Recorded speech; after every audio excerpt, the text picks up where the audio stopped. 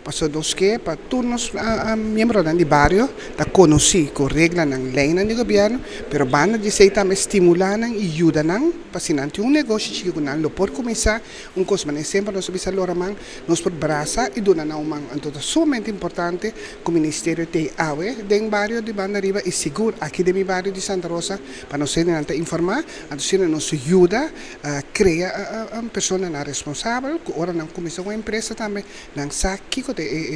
detalhe não começa a ter em conta com ele. Seguro, essa é a intenção para agora que não há informação, nós vai com a cana, fora agora que tem o dezembro com informação, ajuda a caminhar de mês complementar com informação, então para nós saco no modo papel, agora com janeiro, porque formalizar, possa tudo e regra não, então vou conhecer canal também para fazer negócio para estar saudável, você sei nós que para cada um que toma iniciativa para abrir seu próprio negócio, que é loramente manga um sério, um negócio sério, então para por aí tudo é sustento, toda a informação para nós receber, então é sumamente contento também com essa aula que está aqui nana, com a bini para a informação, mas só hobby bia, outra informação na detalhe na singa nenhum que tem,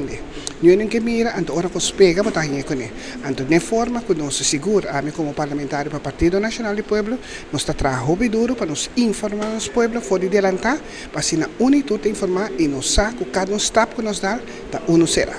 O negócio aqui está sumamente importante, não está cargo a economia que ainda não quer. Mas o que está foco se um negócio grande, não. Se você um negócio chiquito, você pida empresa maneira, se empresa chiquito que você é bom, você carga inteira a família. Então você mesmo organizar, você mesmo horário como está atrás, como está a família do numa, para uma empresa de família, você tem controle para a família e você aportar também na carga de governo também de forma que não está sério, não está baixa a quantidade de pessoas que não está empregado e desemprego também baixa. Mas tem mais benefício para o governo e também para o povo e é caso que seguro para nós de Santa Rosa.